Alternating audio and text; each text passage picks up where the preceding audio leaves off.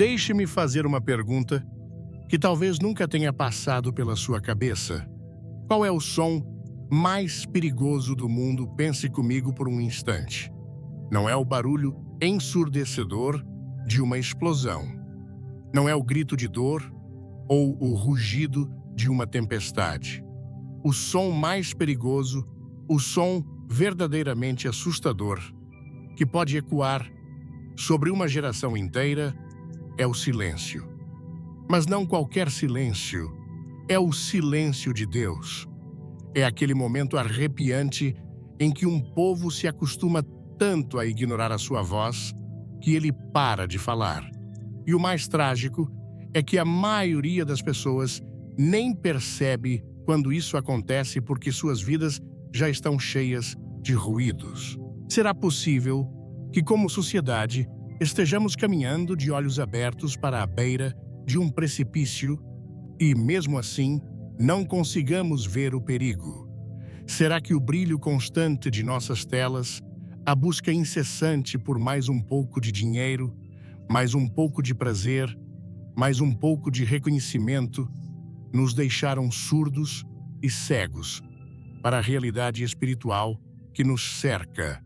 Estamos vivendo em uma época de uma confiança quase cega em nós mesmos. Confiamos na nossa ciência para resolver todas as doenças, na nossa tecnologia, para nos conectar na nossa política, para criar um mundo melhor. Nós nos sentimos fortes, avançados, donos do nosso próprio destino. Mas eu pergunto a você, com todo o amor e urgência do meu coração, e se todo esse progresso for apenas uma corrida frenética na direção errada? E se estivermos construindo a torre mais alta e mais bonita do mundo, sem perceber que ela não tem alicerce? A Bíblia, a palavra infalível de Deus, nos dá um diagnóstico preciso e assustador. Em Provérbios, capítulo 14, versículo 12. Há caminho que parece direito ao homem, mas o seu fim é o caminho da morte. Isso não é uma poesia antiga. É um raio-x da alma humana e da alma de uma nação. É a descrição perfeita de uma geração que escolhe o seu próprio caminho, que cria suas próprias verdades, que redefine o certo e o errado para se ajustar aos seus próprios desejos e que aplaude a si mesma por sua mente aberta e progressista.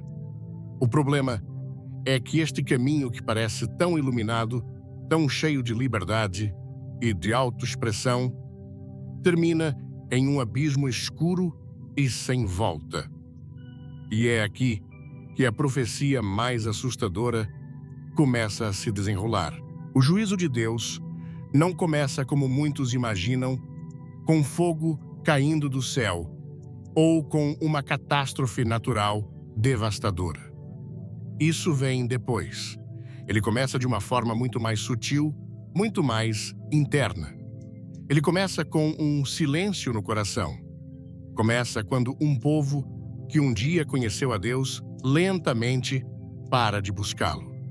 A oração se torna um ritual mecânico, uma lista de pedidos em vez de uma conversa íntima com o Criador. A Bíblia se torna um livro empoeirado na estante, um objeto de valor histórico, mas não a voz viva de Deus para o dia de hoje. A ida à igreja se torna um costume social de domingo e não um encontro desesperado de pecadores que precisam da graça de Deus. Esse silêncio espiritual é o primeiro sinal de alerta. É o som da proteção de Deus começando a se retirar. E entenda bem, ele não se retira por raiva ou por capricho. Ele se retira como uma consequência direta e justa de nossas próprias escolhas. É como se depois de ser empurrado para fora de nossas escolas, de nossos governos, de nossas famílias e de nossos corações, ele finalmente dissesse com uma tristeza infinita: se é isso que vocês querem, se vocês realmente acreditam que podem viver sem mim, então eu vou lhes dar o que pediram. E nesse vácuo, nesse espaço deixado por Deus, não entra a liberdade que as pessoas imaginavam. Entra o medo, a confusão, a ansiedade e o caos. Olhe ao seu redor. Os sinais estão por toda parte. Estamos vivendo em tempos em que o certo é chamado de intolerante e o errado é celebrado como um ato de coragem. A confusão moral não é mais uma exceção. Ela se tornou a norma ensinada às nossas crianças como se fosse sabedoria. As fundações que antes sustentavam as famílias e davam segurança às comunidades estão sendo sistematicamente demolidas em nome de uma falsa liberdade. Mas eu pergunto de novo, que liberdade é essa que nos torna escravos de nossos próprios impulsos, que nos deixa vazios e perdidos? A profecia mais assustadora para a nossa geração não fala de exércitos inimigos marchando em nossas fronteiras. Ela fala de um colapso que acontece de dentro para fora no coração de cada homem e mulher. E os tremores dessa implosão, os tremores já começaram. A grande questão é você estar conseguindo senti-los. Antes de mergulharmos fundo na mensagem de hoje, eu quero te pedir uma coisa muito simples. Se você em algum momento da sua vida já olhou para o mundo ao seu redor e sentiu no fundo da alma que algo está profundamente quebrado, comente aqui embaixo a palavra verdade.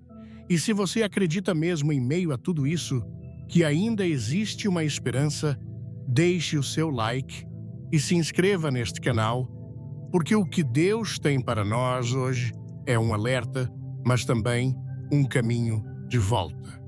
E eu te garanto, fique até o final, porque a última peça deste quebra-cabeça que vamos montar juntos pode mudar completamente a sua perspectiva. E os tremores dessa implosão, os tremores já começaram. Nós os sentimos todos os dias.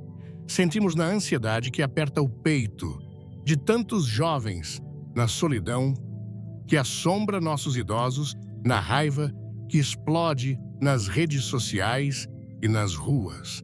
Mas de onde vêm esses tremores? Eles não são acidentes.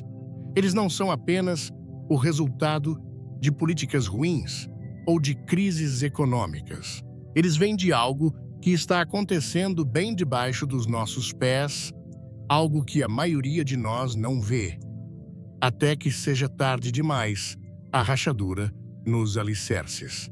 Imagine comigo a construção mais impressionante que você já viu. Um arranha-céu magnífico com paredes de vidro que brilham sob o sol, uma arquitetura arrojada que parece desafiar a gravidade. De fora, é um símbolo de poder, de progresso, de engenhosidade humana. As pessoas passam e admiram sua beleza, sua força aparente. Elas sonham em trabalhar ou viver ali. Essa é a imagem que a nossa sociedade moderna tenta projetar. Uma fachada de sucesso, de avanço tecnológico, de entretenimento sem fim e de possibilidades ilimitadas. Nós polimos o exterior, celebramos nossas conquistas e dizemos ao mundo: vejam como somos grandes.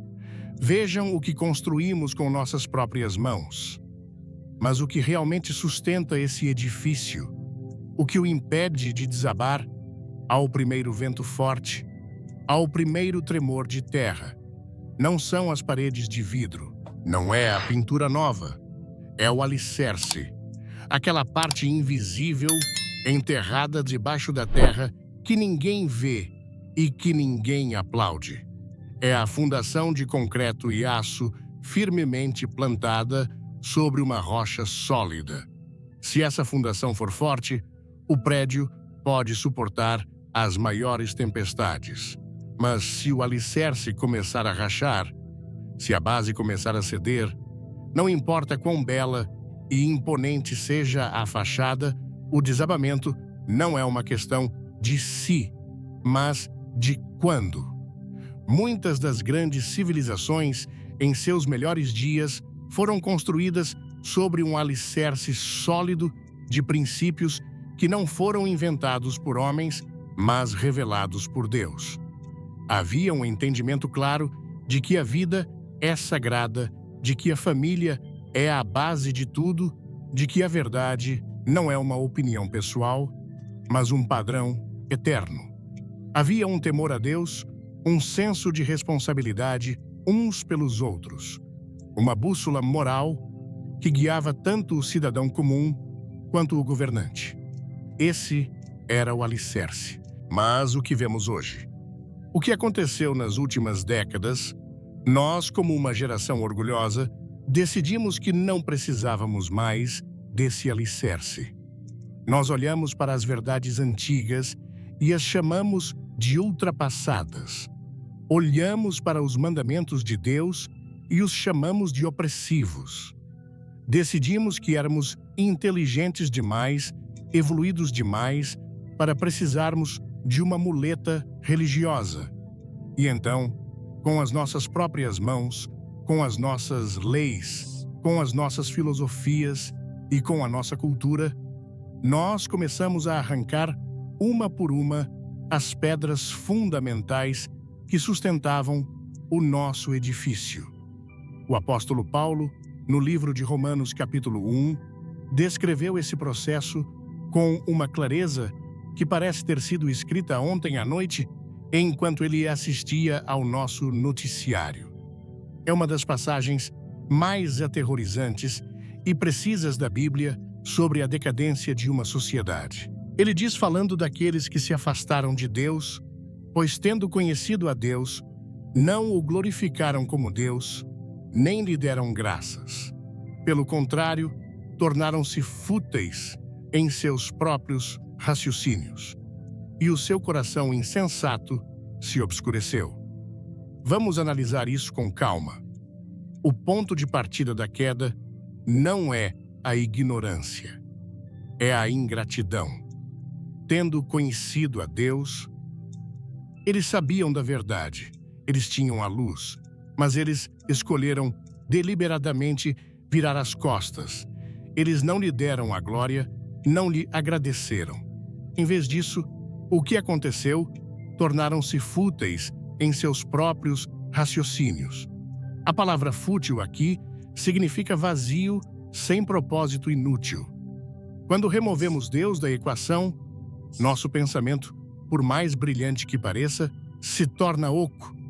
Perdemos a capacidade de raciocinar com clareza sobre as coisas mais importantes da vida, quem somos, de onde viemos, para onde vamos, e o resultado, o seu coração insensato se obscureceu. O coração que deveria ser a fonte de luz e de vida se enche de trevas. A consciência moral se apaga. A capacidade de distinguir o bem do mal se perde em meio a um nevoeiro de opiniões e sentimentos. E então, vem o golpe final de ironia divina. Paulo continua: dizendo-se sábios, tornaram-se loucos. Não é exatamente o que vemos. Uma geração que se orgulha de sua ciência, de seus diplomas, de seu conhecimento acumulado, mas que, ao mesmo tempo, promove as ideias mais insanas e autodestrutivas. Celebramos a confusão como se fosse lucidez. Defendemos o caos como se fosse ordem. Chamamos a escravidão ao pecado de liberdade. E nos consideramos a geração mais sábia que já existiu. A verdade é que, aos olhos de Deus, nos tornamos loucos. E porque tudo isso aconteceu, Paulo nos dá a resposta no versículo 25, pois trocaram a verdade de Deus pela mentira e adoraram e serviram a criatura em lugar do Criador, que é bendito para sempre. Amém. Aqui está o epicentro do terremoto que está rachando nossos alicerces. A grande troca. Nós pegamos a verdade sólida, eterna e imutável de Deus e a trocamos pela mentira frágil, passageira e conveniente do homem. A mentira de que não há um Criador. A mentira de que somos apenas um acidente cósmico. A mentira de que a vida não tem propósito além do prazer momentâneo. A mentira de que podemos ser o que quisermos, fazer o que quisermos, sem nenhuma consequência. Essa troca não foi apenas uma ideia filosófica. Ela se manifestou em ações concretas que criaram as rachaduras que vemos hoje. A primeira grande rachadura apareceu quando decidimos que a fé era um assunto privado. Começamos a dizer que Deus não tinha lugar em nossas escolas, que a oração era ofensiva em praças públicas, que as leis não deveriam ter nenhuma base moral, mas apenas o consenso da maioria. Nós empurramos Deus para dentro de 4 paredes de uma igreja e dissemos a ele: fique aí no seu canto 1 hora por semana. O resto do mundo da cultura, da ciência, da educação, nós cuidamos sozinhos. Nós declaramos a nossa independência de Deus. E o que aconteceu? O alicerce começou a tremer, porque uma sociedade que não reconhece nenhuma autoridade acima de si mesma está fadada a se autodestruir. Depois, veio a segunda rachadura, ainda mais profunda. Começamos a atacar a própria ideia de verdade. A mentira de que a sua verdade é tão válida quanto a minha verdade se espalhou como um vírus. A verdade deixou de ser uma rocha sólida e se tornou areia movediça. Se não existe uma verdade absoluta sobre o certo e o errado, então tudo se torna permitido. Quem pode dizer que o egoísmo é errado? Quem pode dizer que a ganância é errada? Quem pode dizer que destruir a vida de outra pessoa é errado? Se tudo é relativo, então, a única lei que resta é a lei do mais forte, a lei da selva. E é por isso que nossas conversas se tornaram campos de batalha. É por isso que não conseguimos mais dialogar. Porque se não há um chão comum de verdade para pisarmos, só nos resta gritar uns com os outros de nossos pequenos mundos isolados. E essa rachadura nos leva diretamente à terceira, talvez, a mais devastadora de todas, a quebra da família. Por milênios, a humanidade entendeu que a família, a união comprometida entre um homem e uma mulher para a criação dos filhos, era a célula fundamental de qualquer sociedade saudável. Era o primeiro lugar onde aprendíamos a amar, a perdoar, a respeitar, a ter caráter. Era o alicerce do alicerce, mas em nossa sabedoria, decidimos que essa estrutura era arcaica.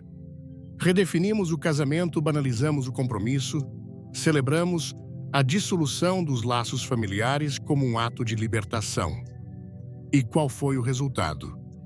Uma geração de crianças crescendo sem a segurança de um pai e uma mãe buscando em gangues, em ideologias ou nas redes sociais a identidade e o amor que não encontraram em casa. Uma epidemia de solidão e de corações partidos. Quando você destrói a família, você não está apenas rachando o alicerce. Você está dinamitando-o. E em cima de tudo isso, surge a quarta grande rachadura, a adoração de uma falsa liberdade. Nós confundimos liberdade com a ausência de limites. Achamos que ser livre é poder fazer tudo o que o nosso coração deseja a qualquer momento sem que ninguém nos diga o que fazer. Mas que liberdade é essa que nos leva à escravidão? A liberdade de usar drogas que nos leva ao vício. A liberdade de nos entregarmos à pornografia que nos leva à degradação e à incapacidade de amar de verdade. A liberdade de acumular dívidas que nos leva à ansiedade e ao desespero. A Bíblia nos ensina que a verdadeira liberdade não é a licença para fazer o mal, mas o poder para fazer o bem. É a liberdade do medo, da culpa, do egoísmo. É a liberdade que só Jesus Cristo pode dar. Mas nós trocamos essa liberdade gloriosa pela jaula dourada do pecado e ainda a chamamos de progresso. Meu amigo, minha Atlas amiga, olhe para o edifício. Você consegue ver agora? As rachaduras não são mais linhas finas, são fendas enormes e por elas estão entrando o desespero, a violência, a confusão e a escuridão. O prédio está gemendo. As paredes estão estalando. O chão, sob nossos pés, está instável. A fachada ainda pode parecer bonita para quem olha de longe, mas para quem está dentro, a sensação de que tudo pode desabar a qualquer momento é real e aterrorizante. Essa arrogância, essa ideia de que nós sabemos mais do que Deus, não é nova. É o mesmo espírito que levou o faraó do Egito a endurecer o coração e dizer: "Quem é o Senhor?", para que eu ouça a sua voz. E o resultado foi a devastação de sua nação. É o mesmo espírito que levou o Império Romano, no auge de seu poder e de sua depravação, a se esfacelar, de dentro para fora, corroído por sua própria imoralidade. A história grita para nós: nenhuma nação, por mais poderosa, rica ou avançada que seja, pode sobreviver por muito tempo depois de ter abandonado o seu alicerce moral e espiritual. A rachadura no alicerce da nossa sociedade é, na verdade, um reflexo da rachadura no alicerce de milhões de corações individuais. A crise não é, em primeiro lugar, política ou econômica. A crise é espiritual e ela começa dentro de cada um de nós toda vez que escolhemos a nossa vontade em vez da vontade de Deus. Toda vez que trocamos a sua verdade pela nossa mentira preferida. E é por isso que a pergunta que ecoa nesta noite, a pergunta que Deus está fazendo a você, não é sobre a sociedade lá fora. É sobre a sua casa, sobre a sua vida, sobre o que você está construindo a sua vida, sobre a rocha sólida da palavra de Deus, ou sobre a areia movediça da cultura e das suas próprias opiniões. Porque a mesma tempestade que está abalando o mundo está vindo na direção da sua casa. E somente aquilo que estiver construído sobre a rocha permanecerá de pé. Antes de prosseguirmos, quero te fazer uma pergunta rápida que vai direto ao ponto. Você já teve aquela sensação estranha de que já vimos este filme antes, só que com atores e cenários diferentes? Se você acredita que a história tem lições urgentes para nos ensinar, hoje faça um favor a si mesmo e a outros, comente a palavra "acorda" aqui embaixo. Sua interação é um sinal de que esta mensagem precisa ser ouvida. Agora vamos voltar ao coração do problema, porque a resposta para o nosso futuro está muitas vezes escondida em nosso passado. E se você pensa que tudo isso que eu descrevi, essa imagem de um edifício com o alicerce rachado, é apenas uma metáfora dramática, um exagero de pregador para te assustar, eu peço que você se sente confortavelmente, abra o seu coração e ouça. porque o que vamos fazer agora é caminhar juntos pelo corredor do tempo. Vamos olhar para as fotografias em preto e branco da história humana, que estão todas registradas com detalhes perfeitos na Palavra de Deus. E você vai descobrir, talvez, para o seu espanto, que a nossa geração, com toda a sua tecnologia e modernidade, não é tão original quanto pensa. Nós estamos perigosamente repetindo os mesmos erros que levaram grandes impérios à ruína. Se você acha que o que estamos vivendo hoje é único, a Bíblia nos implora para olhar para trás. A Palavra de Deus não é apenas um livro de regras, é um espelho. E quando olhamos para ele, não vemos apenas rostos de pessoas que viveram há milhares de anos.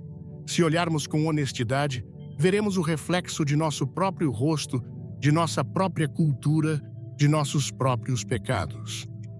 Vamos começar com uma história que todos conhecem, mas poucos compreendem de verdade. A história de Sodoma. Quando você ouve esse nome, o que vem à sua mente, provavelmente, a imagem de uma cidade entregue a uma imoralidade sexual desenfreada. E isso é verdade, era parte do problema. Mas a Bíblia nos revela que a raiz do pecado de Sodoma era muito mais profunda e, assustadoramente, muito mais parecida com a nossa sociedade do que gostaríamos de admitir.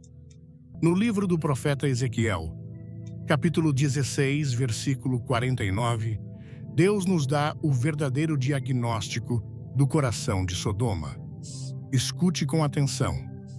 Eis que esta foi a iniquidade de Sodoma, tua irmã, soberba fartura de pão e próspera tranquilidade tiveram ela e suas filhas, mas nunca amparou a mão do aflito e do necessitado. Vamos quebrar isso em pedaços. Primeiro, soberba. Orgulho. A atitude de quem se sente autossuficiente, de quem não precisa de Deus. Uma cidade que olhava para si mesma e se achava o centro do universo. Segundo, fartura de pão. Prosperidade material. Abundância de comida, de recursos, de conforto. Eles tinham tudo o que o corpo podia desejar. Terceiro, próspera tranquilidade. A palavra hebraica aqui significa uma vida ociosa, despreocupada, focada apenas em si mesma e em seus próprios prazeres. Era uma cultura que vivia para o entretenimento, para a próxima festa, para a próxima sensação. Agora, pare por um segundo. Orgulho, prosperidade material e uma vida de ociosidade focada no entretenimento e no prazer pessoal. Isso soa familiar. Isso não descreve com uma precisão cirúrgica o ideal de vida que a nossa cultura nos vende todos os dias. A busca incessante por mais conforto, mais diversão, mais autossatisfação. Mas o versículo termina com o golpe final, a consequência inevitável dessa vida egocêntrica. Mas nunca amparou a mão do aflito e do necessitado. Eles estavam tão cheios de si mesmos, tão ocupados com seus banquetes e seus prazeres, que se tornaram completamente insensíveis à dor ao seu redor. O grito silencioso do pobre, da viúva, do órfão, não conseguia penetrar o barulho de suas festas. A indiferença se tornou a marca registrada de sua cultura. Eles não eram apenas imorais, eles eram frios. O coração deles havia se tornado uma pedra. Eles viviam em uma bolha de conforto e qualquer coisa que ameaçasse furar essa bolha, como a dor de outra pessoa, era simplesmente ignorada.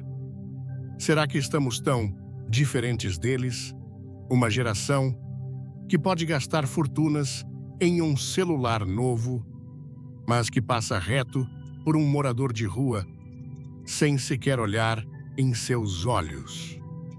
Uma geração que se comove por 5 minutos com uma tragédia na TV, mas que logo muda de canal para a próxima série, esquecendo o sofrimento real de pessoas reais.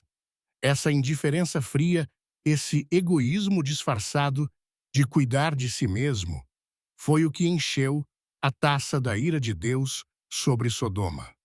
E quando Deus olhou para aquela cidade, ele não viu apenas pecado. Ele viu uma humanidade que havia perdido a sua própria humanidade. E o juízo veio como fogo. Mas a história não para por aí. Vamos viajar um pouco mais para a frente no tempo e olhar para o maior império da sua época. Babilônia. Uma superpotência mundial, um centro de cultura, ciência, astronomia e poder militar. Suas muralhas eram consideradas impenetráveis. Seus jardins suspensos eram uma das maravilhas do mundo antigo. Babilônia era a personificação do sucesso e da força humana. E seu rei, Nabucodonosor, era o homem mais poderoso da terra. No livro de Daniel, capítulo 4, lemos que o rei estava passeando no terraço do seu palácio. Ele olhou para a sua cidade magnífica, para tudo o que ele havia conquistado, e uma onda de orgulho encheu o seu coração.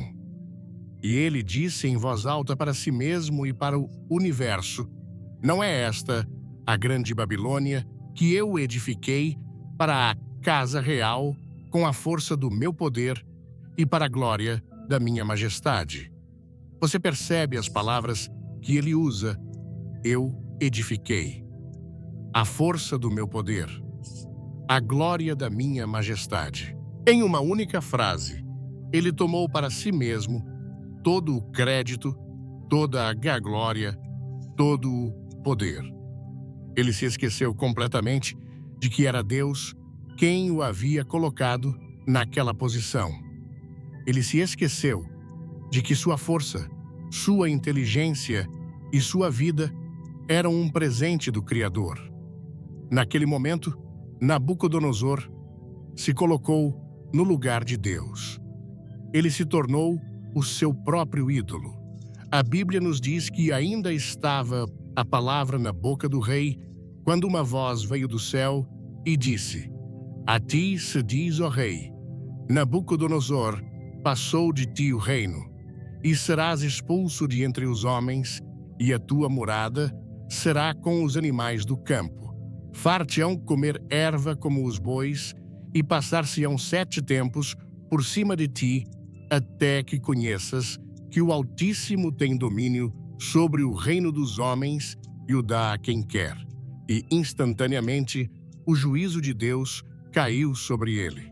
O homem mais poderoso do mundo perdeu a razão e foi reduzido a viver como um animal selvagem, comendo grama no campo, até que seu coração se humilhasse e reconhecesse a soberania de Deus. Que espelho aterrorizante para a nossa geração. Uma geração embriagada com suas próprias conquistas. Nós dividimos o átomo, pisamos na Lua, criamos a inteligência artificial.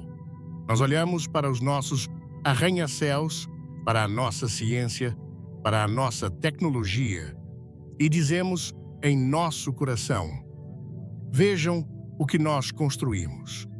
Vejam a força do nosso poder. Vejam a glória da nossa majestade. Nós removemos Deus da equação e colocamos a humanidade no trono. Nós acreditamos que podemos resolver todos os problemas, curar todas as doenças e criar o nosso próprio paraíso aqui na Terra sem nenhuma ajuda divina. Essa arrogância cega, esse orgulho que se recusa a dar a glória a Deus, é exatamente o mesmo espírito de Babilônia. E a lição E a lição da história é clara. Deus resiste aos soberbos, mas dá graça aos humildes. E quando o orgulho humano atinge o seu ápice, a queda é sempre repentina e humilhante. Mas talvez o exemplo mais doloroso, o eco mais trágico da história, não venha de nações pagãs como Sodoma ou Babilônia.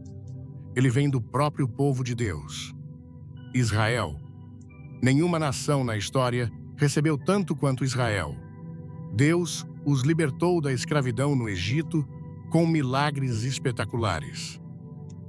Ele abriu o Mar Vermelho. Ele os guiou pelo deserto com uma coluna de nuvem de dia e uma coluna de fogo de noite. Ele lhes deu a sua lei, os seus mandamentos perfeitos. Ele lhes deu uma terra prometida que manava leite e mel. Ele fez uma aliança com eles, prometendo ser o seu Deus se eles fossem o seu povo. Eles tinham a luz. Eles tinham a verdade. Eles tinham a presença de Deus. Eles tinham tudo. E o que eles fizeram com tudo isso? A história de Israel, em grande parte do Antigo Testamento, é uma história de partir o coração.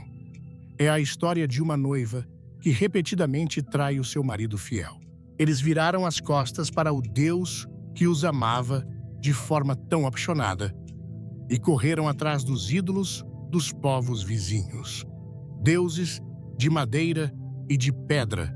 Deuses que não podiam falar, não podiam ouvir, não podiam salvar. Eles misturaram a adoração verdadeira com rituais pagãos. Eles corromperam a justiça, oprimiram os pobres e mancharam a terra com a sua imoralidade. Deus, em sua infinita misericórdia, não os abandonou imediatamente. Ele fez o que um pai amoroso faz. Ele enviou avisos. Ele levantou profetas, homens como Isaías, Jeremias, Oséias, que choravam, que gritavam, que imploravam ao povo: voltem para o Senhor, arrependam-se, abandonem os seus ídolos. O livro do profeta Oséias é um dos mais comoventes da Bíblia porque Deus o usa para descrever a sua própria dor. Ele diz em essência: eu os amei como um marido ama sua esposa, mas eles se prostituíram espiritualmente. Eu lhes dei tudo e eles usaram as minhas bênçãos para servir a outros deuses. Mas o povo não quis ouvir. Eles zombaram dos profetas. Eles os perseguiram, os prenderam, os mataram. Eles endureceram o coração, a tal ponto que a voz de Deus se tornou para eles um ruído irritante. E finalmente, com o coração partido, Deus permitiu que a consequência de suas escolhas viesse sobre eles. O juízo veio na forma de exércitos inimigos. Jerusalém, a cidade santa, foi destruída. O templo, o lugar da habitação de Deus, foi queimado até o chão. E o povo foi levado cativo para uma terra estrangeira como escravos.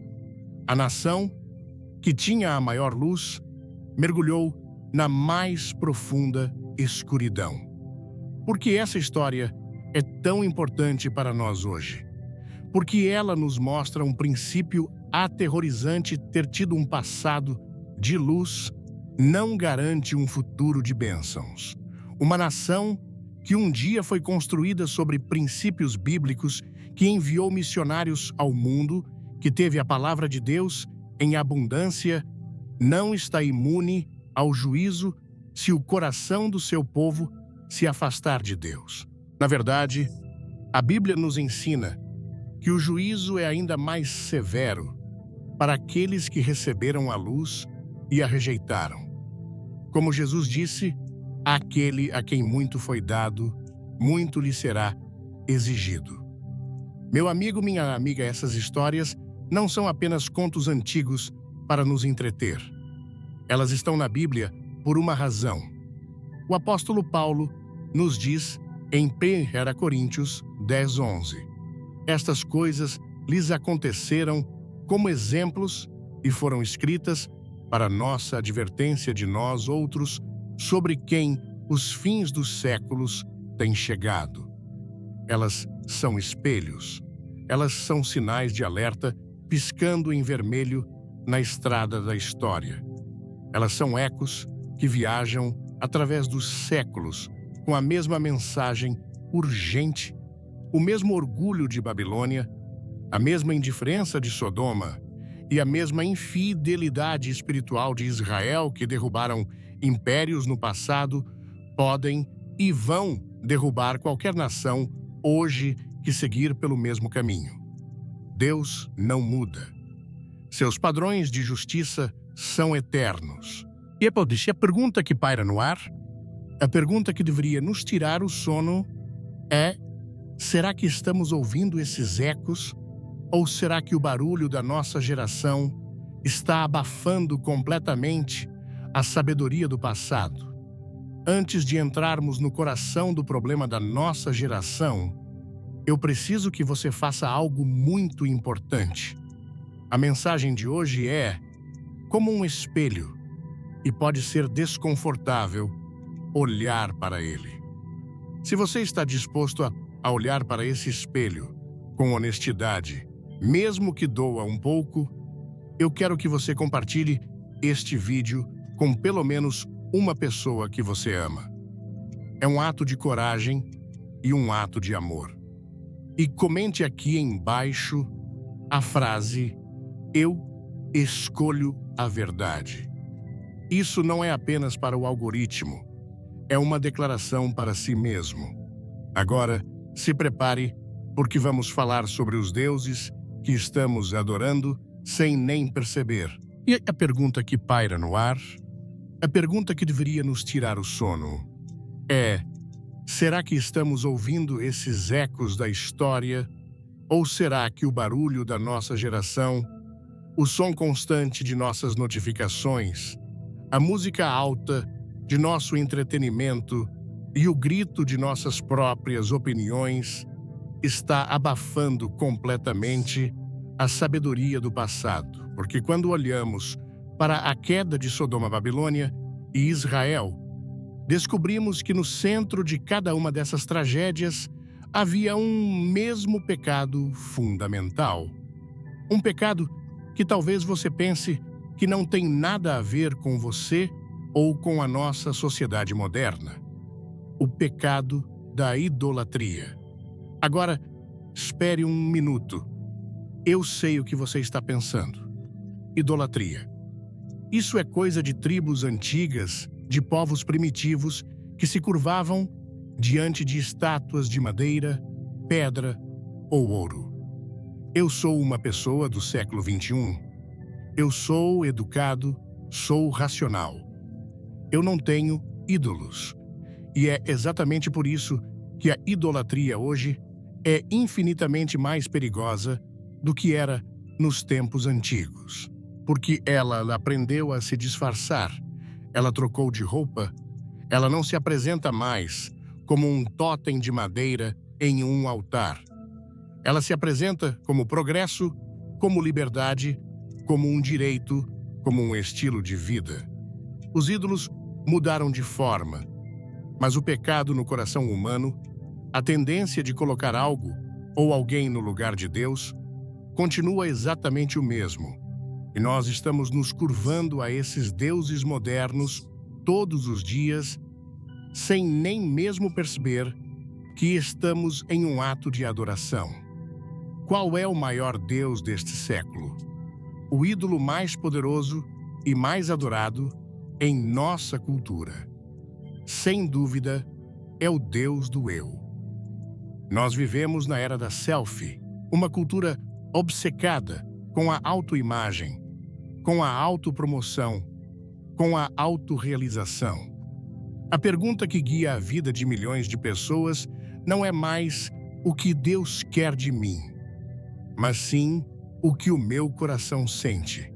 A bússola moral deixou de ser a palavra de Deus e passou a ser o sentimento pessoal.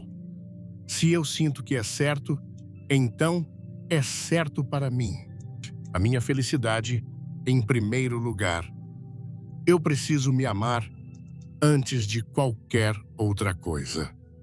Nós transformamos a nós mesmos no centro do nosso próprio universo. O nosso bem-estar se tornou a nossa maior prioridade. A nossa vontade se tornou a nossa lei suprema. E essa, meu amigo, minha amiga, é a forma mais antiga e mais sutil de idolatria. É o mesmo pecado que sussurrou no jardim do Éden. Se você comer do fruto, você será como Deus. A adoração do eu é a religião não oficial da nossa geração. E seus templos são as redes sociais, onde oferecemos sacrifícios diários de tempo e energia em busca da aprovação e da admiração dos outros. Nós nos tornamos os nossos próprios ídolos. E o resultado é uma epidemia de ansiedade e narcisismo e um vazio profundo que nenhum número de curtidas consegue preencher. Mas a idolatria não para por aí. Pense no Deus da tecnologia. Nós reverenciamos a tecnologia. Nós a vemos como a nossa salvadora. Acreditamos que ela tem a solução para todos os nossos problemas. Nós buscamos respostas no Google antes de buscá-las de joelhos em oração. Nós confiamos mais em um aplicativo de GPS para nos guiar em uma estrada desconhecida do que no Espírito Santo para nos guiar nas decisões da vida. A tela do nosso celular se tornou a primeira coisa que olhamos de manhã e a última coisa que vemos à noite. Ela se tornou o nosso altar pessoal. As notificações constantes são a liturgia que dita o ritmo do nosso dia. Nós passamos horas e horas conectados a um mundo virtual, consumindo informações inúteis, mas estamos cada vez mais desconectados do Deus que nos criou e das pessoas reais ao nosso redor. Nós nos tornamos escravos de um algoritmo projetado para prender a nossa atenção e vender os nossos dados, e ainda chamamos isso de conexão. A tecnologia em si não é má, mas quando ela ocupa o lugar central em nossas vidas, quando se torna a nossa fonte de verdade, de identidade e de propósito, ela se transforma em um ídolo poderoso. E o que dizer do onipresente Deus do dinheiro? A busca incessante por riqueza, a crença fundamental de que a segurança, a felicidade e o valor de uma pessoa estão diretamente ligados ao seu saldo bancário. Jesus foi radicalmente claro sobre isso. Ele disse em Mateus, capítulo 6, ninguém pode servir a dois senhores, porque ou há de odiar um e amar o outro, ou se dedicará a um e desprezará o outro. Não podeis servir a Deus e ao dinheiro. Observe que ele não disse, não deveis. Ele disse, não podeis. É impossível. Você precisa escolher a quem você vai dar a sua lealdade final. Mas a nossa cultura inteira grita a mensagem oposta. Ela nos bombardeia desde a infância com a ideia de que ter mais é ser mais. Que o sucesso é medido pelo tamanho da sua casa, pelo modelo do seu carro, pelas marcas que você veste. Nós trabalhamos horas extras, sacrificamos o tempo com a nossa família, comprometemos a nossa saúde e, às vezes, até a nossa integridade, tudo para conseguir um pouco mais de dinheiro, acreditando na mentira de que ele vai finalmente nos trazer paz e satisfação. Nós o adoramos, o servimos e ele nos promete segurança, mas no final só nos entrega a preocupação e o medo de perdê-lo. E de mãos dadas com o Deus do dinheiro, vem o Deus do entretenimento. Uma sociedade que se tornou viciada em distração. Nós não suportamos mais o silêncio. Não aguentamos ficar a sós com os nossos próprios pensamentos por mais de 5 minutos. Nós precisamos estar constantemente estimulados. Assim que saímos do trabalho, ligamos a TV, o streaming, o videogame. Colocamos os fones de ouvido para não ter que ouvir o mundo ou a nós mesmos. Enchemos cada segundo vago de nossas vidas com barulho, com imagens, com prazeres momentâneos, porque temos um medo mortal de encarar as perguntas mais profundas da existência. Quem sou eu de verdade? Qual é o propósito da minha vida? Para onde estou indo depois que eu morrer? O entretenimento se tornou a nossa droga coletiva, um anestésico para a dor de uma alma vazia. Nós buscamos refúgio em mundos de fantasia, enquanto a nossa realidade desmorona. Esses deuses, o eu, a tecnologia, o dinheiro, o entretenimento, são apenas alguns dos mais óbvios. Mas há muitos outros. O Deus do poder, o Deus da fama, o Deus do corpo perfeito, o Deus da ideologia política, onde as pessoas depositam toda a sua esperança de salvação em um partido ou em um líder humano. A grande tragédia é que esses deuses não exigem que você construa um templo para eles. Eles são muito mais espertos. Eles exigem algo muito mais valioso, o seu coração.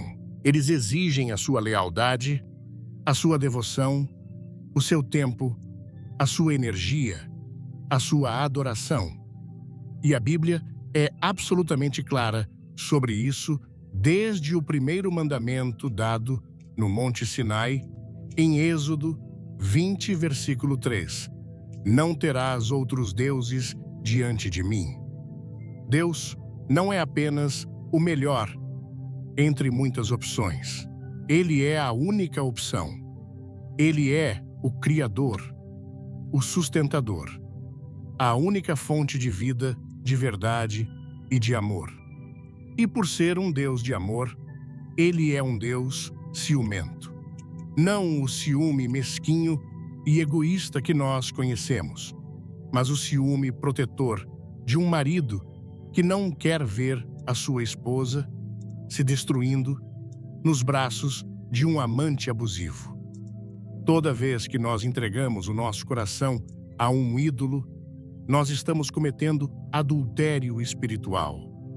Estamos nos entregando a algo que não pode nos amar de volta, que não pode nos satisfazer e que, no final, vai nos escravizar e nos destruir.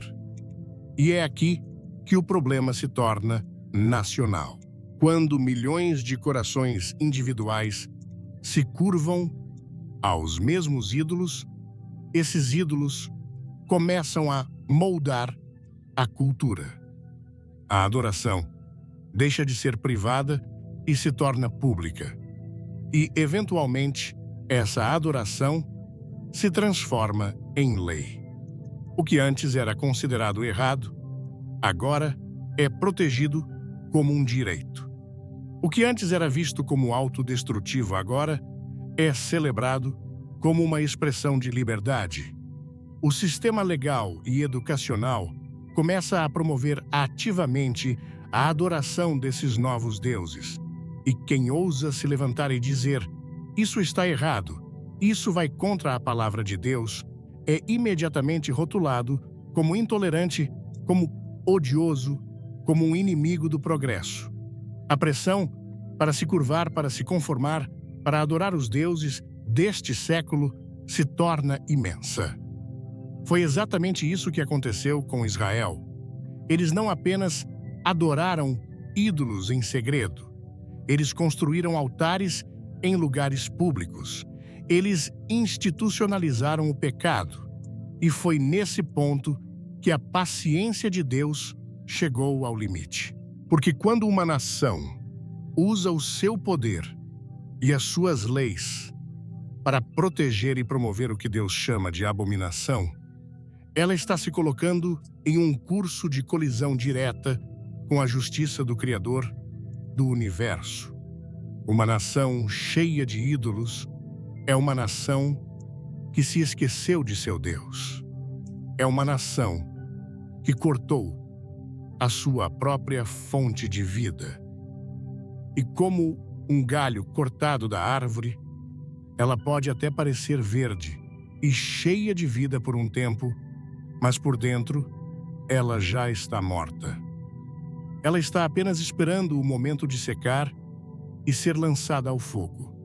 A idolatria da nossa geração não é menos ofensiva a Deus só porque ela é mais sofisticada. Na verdade, ela é ainda mais grave. Porque, ao contrário dos povos antigos que viviam na escuridão, nós tivemos a luz do Evangelho. Nós conhecemos a verdade sobre Jesus Cristo. E rejeitar essa verdade para nos curvarmos diante dos ídolos vazios e sem vida deste século é a maior de todas as tragédias. É o caminho certo para a ruína. Antes de entrarmos na parte mais intensa e talvez a mais assustadora desta mensagem, eu preciso saber se você está comigo. Se o que você ouviu até agora ressoou em seu espírito e fez você pensar, eu quero que você aperte o botão de compartilhar e envie este vídeo para a primeira pessoa que Deus colocar em seu coração. Não hesite. Às vezes, um simples compartilhamento pode ser a resposta a uma oração. E comente aqui embaixo, Deus fala comigo. É um convite para que o Espírito Santo abra o nosso entendimento para o que está por vir e rejeitar a verdade para nos curvarmos diante dos ídolos vazios e sem vida deste século é a maior de todas as tragédias. É o caminho certo para a ruína. Mas o que acontece quando uma nação inteira, não apenas alguns indivíduos, mergulha de cabeça nessa idolatria? O que acontece quando o desrespeito a Deus deixa de ser um ato isolado e se torna a atmosfera cultural, a trilha sonora da sociedade? A Bíblia nos mostra com uma clareza de gelar a espinha que existe um ponto de inflexão. Um momento em que a paciência de Deus, que é incrivelmente longa, chega ao seu limite. E a resposta divina não é um sussurro, mas um trovão. No livro de Daniel, capítulo 5, encontramos uma das cenas mais dramáticas e aterrorizantes de toda a Escritura. É uma fotografia do exato momento em que uma superpotência mundial cruza essa linha invisível. O cenário é um banquete, mas não é um banquete qualquer. É a festa mais extravagante que se possa imaginar, dada pelo rei Belsazar, neto do grande e orgulhoso Nabucodonosor. 1000 dos seus nobres estavam presentes bebendo vinho, celebrando o poder e a glória do Império Babilônico. Belsazar, no auge de sua arrogância e provavelmente embriagado pelo vinho e pelo poder, tem uma ideia. Uma ideia terrivelmente blasfema. Ele se lembra dos vasos sagrados de ouro e prata que seu avô Nabucodonosor havia saqueado do templo de Deus em Jerusalém décadas antes. Esses não eram copos comuns. Eram objetos consagrados, separados exclusivamente para a adoração ao Deus Altíssimo. E Belsazar, em um ato de desafio supremo, manda trazer esses vasos sagrados. E ele, seus nobres, suas esposas e suas concubinas começam a beber vinho neles. Tente visualizar a cena. O som da música, as risadas, a ostentação. E no meio de tudo isso, eles levantam os copos que pertenciam a Deus e fazem brindes aos seus próprios deuses. A Bíblia diz que eles deram louvores aos deuses de ouro, de prata, de bronze, de ferro, de madeira e de pedra. Eles estavam deliberadamente zombando do Deus de Israel. Estavam dizendo, em essência, o nosso poder é maior que o do seu Deus. Os nossos ídolos derrotaram o seu Deus. Nós pegamos os seus objetos santos e os profanamos e nada aconteceu. Eles estavam cuspindo no rosto do Criador do universo, mas algo aconteceu. A Bíblia diz que, na mesma hora, algo interrompeu a festa. O barulho cessou. As risadas morreram. Todos os olhos se voltaram para a parede do palácio, porque ali, como se surgissem do nada, apareceram os dedos de uma mão humana. E essa mão fantasmagórica começou a escrever, lentamente, silenciosamente, uma mensagem misteriosa na parede caiada, bem à vista de todos. O efeito sobre o rei foi devastador. Aquele homem arrogante que momentos antes desafiava os céus, agora estava paralisado pelo terror. O texto diz que mudou-se então o semblante do rei e os seus pensamentos o turbaram. As juntas dos seus lombos se relaxaram e os seus joelhos batiam um no outro. O homem mais poderoso do império, mais poderoso da terra, estava tremendo como uma folha, a ponto de suas pernas não o sustentarem. Ele sabia instintivamente que aquilo não era um truque. Aquilo era uma mensagem do mundo espiritual. E não era uma boa notícia. Desesperado, ele chama todos os seus sábios, astrólogos e adivinhos. Ele promete riquezas e poder a quem conseguir decifrar a escrita, mas ninguém consegue. Todos os especialistas do reino, toda a sabedoria humana de Babilônia, ficam em silêncio diante da mensagem de Deus. É então que a rainha-mãe se lembra de Daniel, o servo do Deus Altíssimo, que ainda vivia no reino. Eles trazem Daniel, já um homem idoso, para a presença do rei aterrorizado. E Daniel, com a autoridade que só um homem que anda com Deus possui, olha para a parede e lê a profecia. A mensagem era curta, mas pesada como o destino. Estava escrito Mene, Mene, Tekel, Parsim. E Daniel, sem medo, dá a interpretação divina. Ele não ameniza a mensagem para agradar o rei. Ele fala a verdade. Mene, disse Daniel, contou Deus o teu reino e o acabou. Ish. Em outras palavras, o seu tempo acabou, rei Belsazar. Deus esteve contando os dias do seu reinado e o último dia chegou. A ampulheta da misericórdia divina para você e para o seu império se esvaziou esta noite. Tekel, continuou ele, pesado, foste na balança e foste achado em falta. Imagine isso. Deus tem uma balança de justiça perfeita. E ele colocou a vida de Belsazar, suas ações, seu caráter, sua arrogância em um dos pratos, e no outro, o padrão da sua santidade. E a balança mostrou um resultado inequívoco, em falta, vazio, insuficiente, leve demais. Toda a sua glória, todo o seu poder, todo o seu orgulho, não pesavam nada aos olhos de Deus.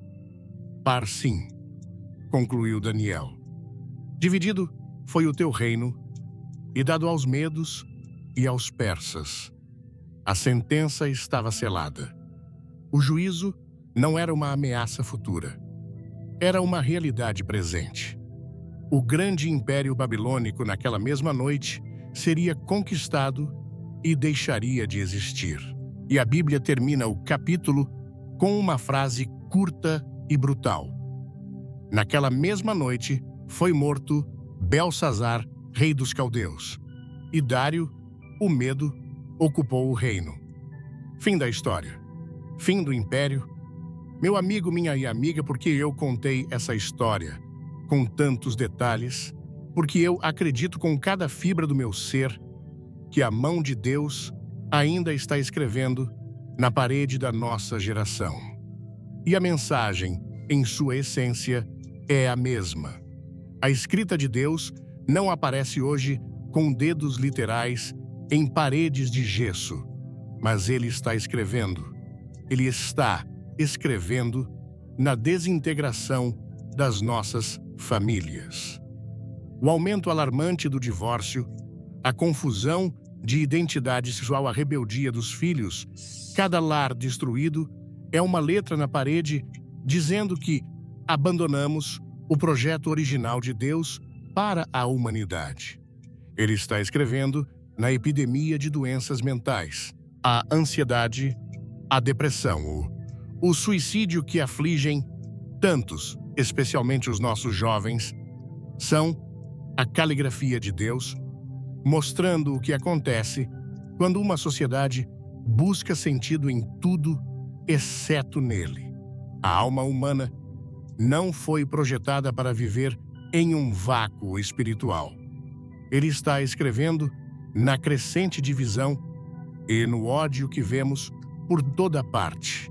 A polarização política, as tensões sociais, a incapacidade de conversar com quem pensa diferente de nós.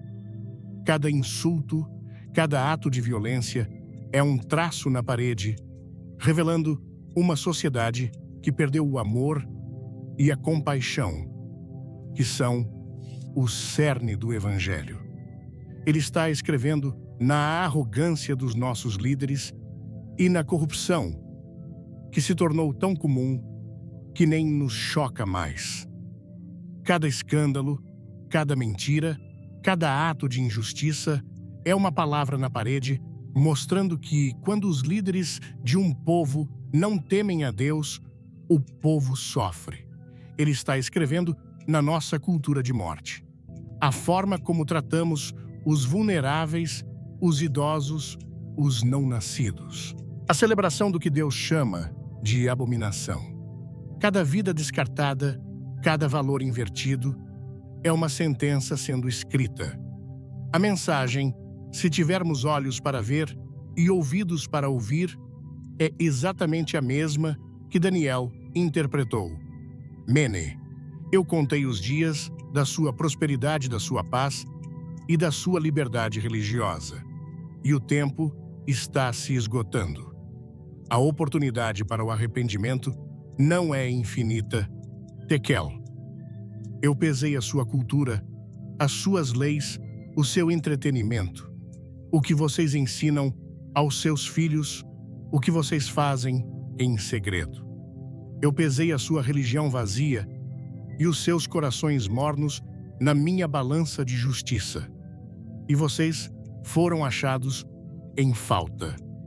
E Chad, em falta, em amor, em santidade, em justiça, em humildade. Parsem, se não houver um arrependimento genuíno e profundo, o que vocês conhecem como vida normal será dividido, quebrado, entregue ao caos e à desordem. A proteção e a bênção de Deus, que por tanto tempo tomamos como garantidas, serão removidas. A parte mais assustadora da história de Belsazar não é a mão na parede, é a velocidade com que o juízo veio. Ele não foi anunciado com anos de antecedência. A festa estava no auge em 1 minuto e no minuto seguinte, o reino havia caído. Isso nos ensina uma lição vital. O colapso de uma sociedade pode acontecer muito mais rápido do que imaginamos. Nós temos a tendência de pensar que as coisas vão continuar como sempre foram. Mas quando a taça da iniquidade de uma nação se enche, o juízo de Deus pode ser repentino, rápido e final. A pergunta que ecoa daquela parede antiga para nós hoje é: estamos prestando atenção à escrita de Deus ao nosso redor? Ou estamos como Belsazar e seus nobres tão bêbados com a festa do nosso próprio progresso, tão distraídos por nossos ídolos modernos, que não percebemos a mensagem profética que está sendo escrita diante dos nossos olhos? Porque ignorar a escrita na parede não a faz desaparecer. Apenas garante que seremos pegos de surpresa quando o juízo chegar. E ele sempre chega. Antes de continuarmos, eu preciso que você pare por um segundo. Olhe para a sua própria vida, para a sua família, para a sua comunidade. Você consegue ver os sinais que estamos discutindo? Se esta mensagem está fazendo sentido para você, se está tocando em algo real. Aí dentro, eu quero que você escreva nos comentários: eu preciso ouvir isso. Não é para mim, é para você mesmo. É um reconhecimento de que Deus está tentando falar conosco em meio ao barulho. E se você ainda não fez isso, se inscreva no canal, porque estamos apenas na metade do caminho. E o que vem a seguir é crucial. E ele sempre chega. O juízo de Deus sempre chega. Ignorar a escrita na parede não a faz desaparecer, apenas garante que seremos pegos de surpresa. Mas talvez você esteja se perguntando: por quê? Por que Deus age dessa forma? Isso parece tão severo, tão drástico. Será que Deus é um ser raivoso, esperando no céu por um deslize nosso para nos punir? Essa é uma imagem completamente distorcida de quem Deus é. E para entendermos a natureza do juízo divino, precisamos compreender um dos princípios mais fundamentais e imutáveis de todo o universo. Uma lei tão real e tão certa quanto a lei da gravidade. Uma lei que se aplica a cada ser humano, a cada família, a cada comunidade e a cada nação, sem exceção. É a lei da semeadura e da colheita. No livro de Gálatas, capítulo 6, versículo 7, o apóstolo Paulo nos dá esta advertência solene: não vos enganeis, de Deus não se zomba. Pois tudo o que o homem semear, isso também ceifará. Vamos analisar essa frase poderosa. Primeiro, ele começa com um alerta. Não vos enganeis. Em outras palavras, não se iludam. Não pensem que podem enganar o sistema. Não achem que vocês são a exceção à regra. A nossa maior tendência como seres humanos é pensar que podemos pecar e escapar das consequências. Que podemos plantar sementes ruins e, de alguma forma, colher frutos bons. E Paulo está dizendo: acordem. Essa é a maior mentira que vocês podem contar a si mesmos. Depois, ele nos dá a razão. De Deus não se zomba. A palavra grega para zombar aqui é muito forte. Significa literalmente virar o nariz para cima, em um gesto de desprezo e desdém. Toda vez que nós pecamos deliberadamente, toda vez que ouvimos o mandamento de Deus e escolhemos desobedecer, estamos na prática virando o nariz para o Criador. Estamos dizendo: eu sei mais do que você. As minhas regras são melhores que as suas. E Deus, em sua soberania, não permitirá que esse tipo de atitude arrogante fique sem resposta para sempre. E então, ele estabelece o princípio inabalável, pois tudo o que o homem semear, isso também ceifará. É simples, é direto, é inevitável. Se você plantar sementes de maçã, você não vai colher laranjas. você vai colher maçãs. Se você plantar sementes de ódio, você não vai colher amor. Você vai colher mais ódio. Se você plantar sementes de mentira, você não vai colher confiança. Você vai colher desconfiança e engano. A colheita está sempre ligada à semente. E este princípio tem duas características assustadoras que precisamos entender. Primeiro, a colheita é muitas vezes mais tardia do que a semeadura. Você não planta uma semente em um dia e colhe o fruto no dia seguinte. Há um intervalo de tempo.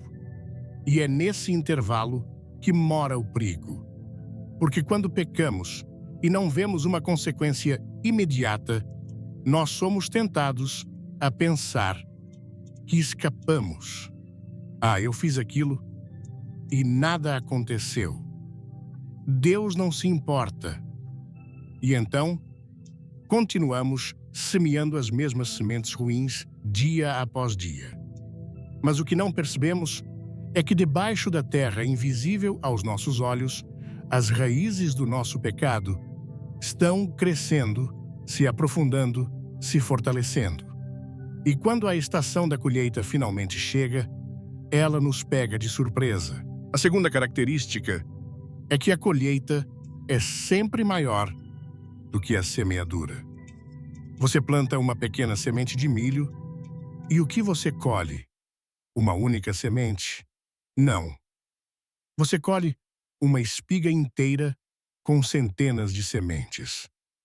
Um único ato de fofoca pode destruir a reputação de uma pessoa para sempre. Uma única mentira pode destruir anos de confiança.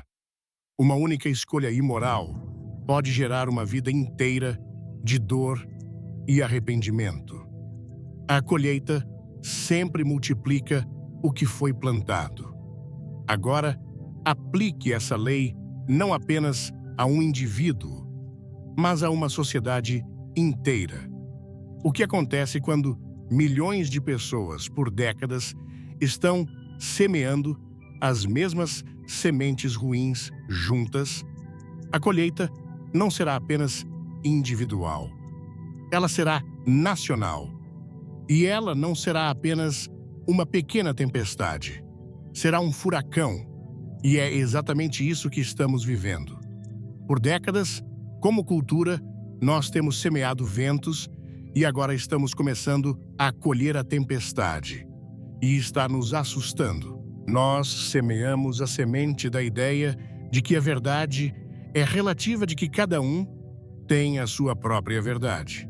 Ensinamos isso em nossas universidades, promovemos isso em nossa mídia e o que estamos colhendo? A confusão total.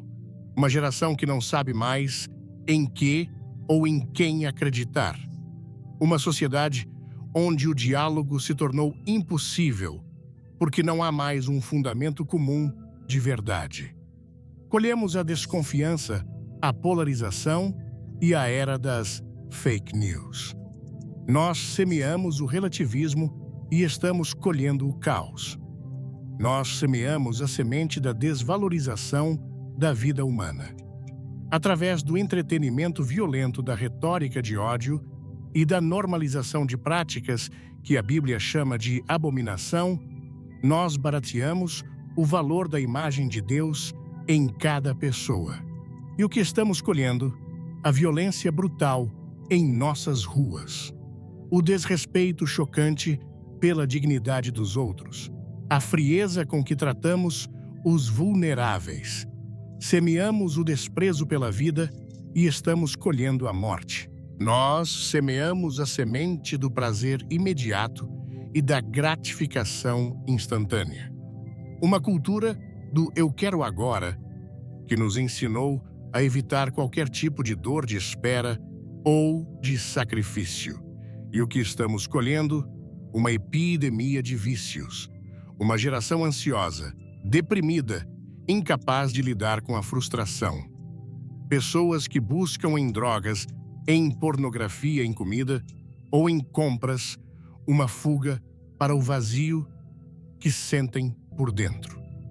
Semeamos a busca incessante pelo prazer e estamos colhendo uma dor mais profunda do que nunca.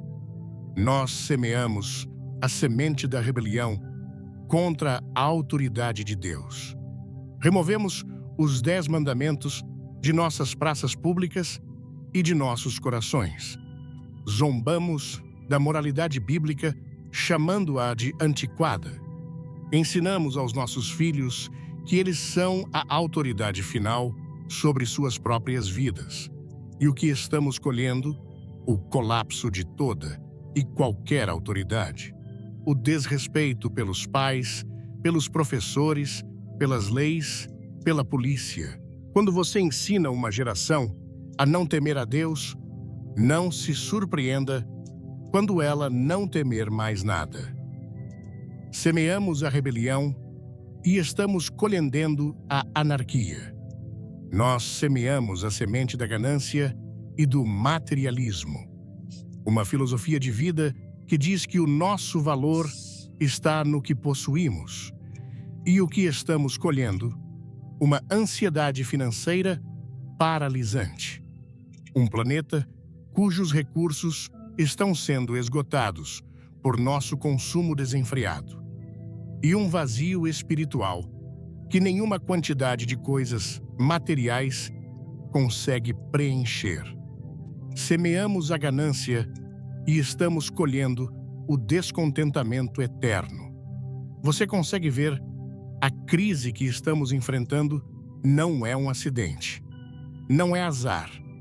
Não é culpa de um partido político ou de outro. A crise é a nossa colheita. É o resultado inevitável, justo e previsível das sementes que nós, como povo, temos plantado alegremente por muito, muito tempo. O juízo de Deus, na maioria das vezes, não é um raio que cai do céu. O juízo de Deus é Ele simplesmente nos entregando a nossa própria colheita. É como se Ele dissesse: vocês insistiram em plantar essas sementes, mesmo depois de todos os meus avisos.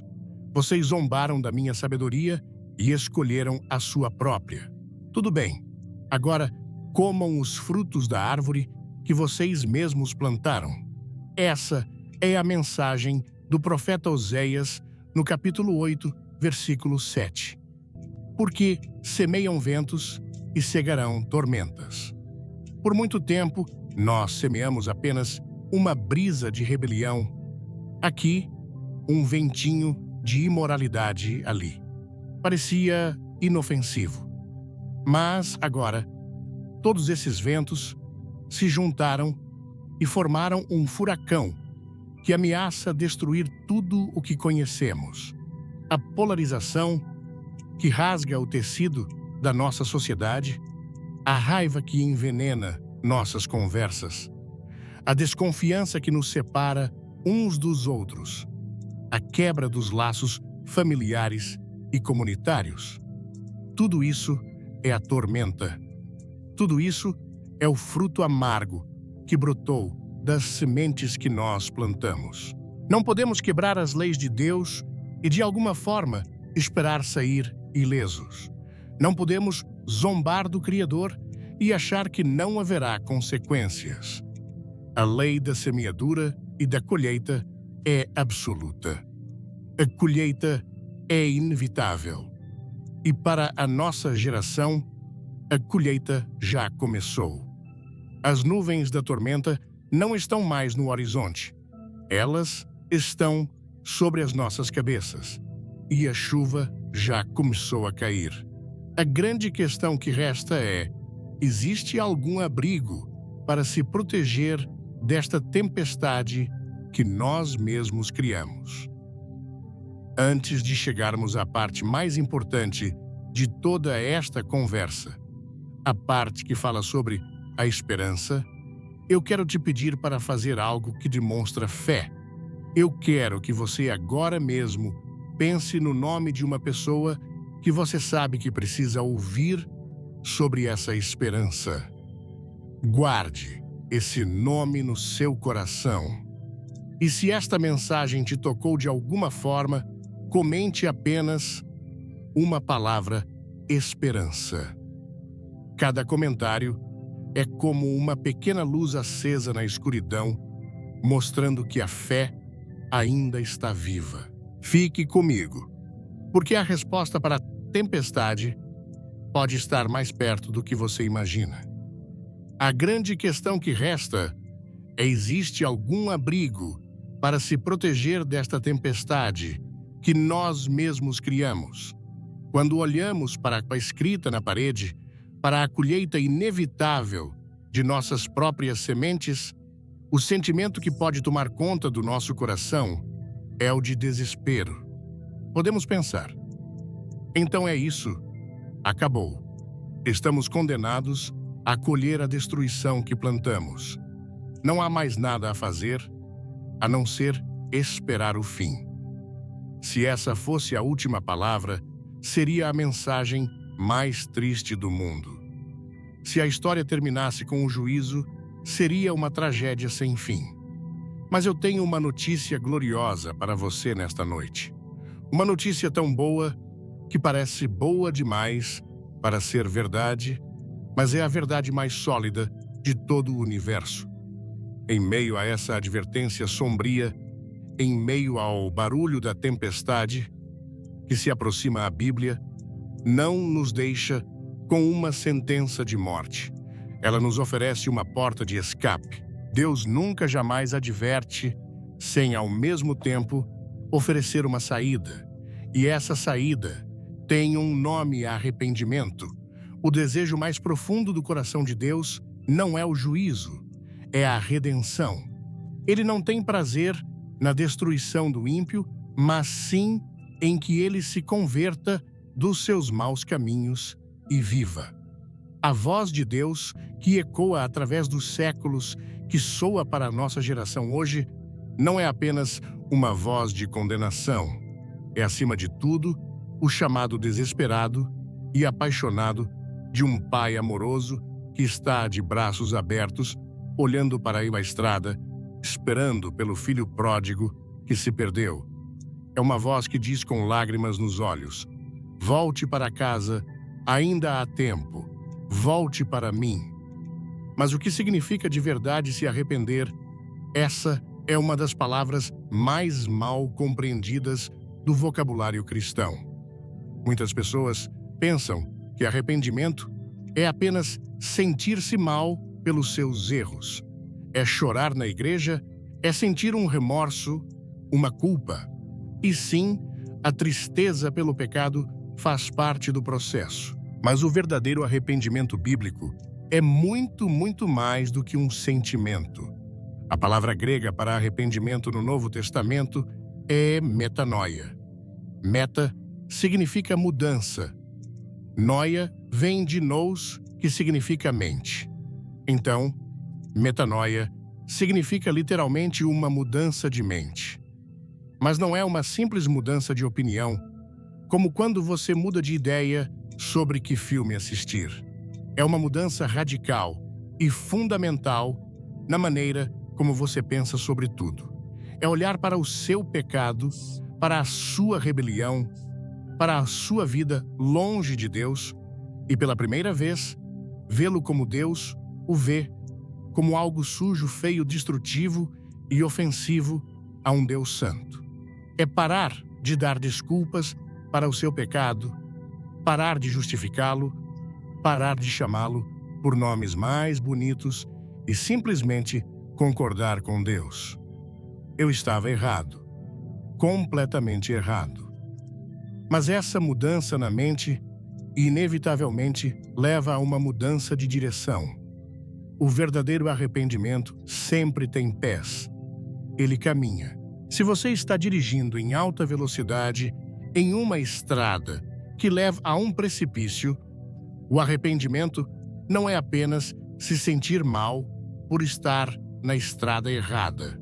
O arrependimento é pisar no freio com toda a força, dar um cavalo de pau e começar a dirigir na direção oposta o mais rápido que você puder.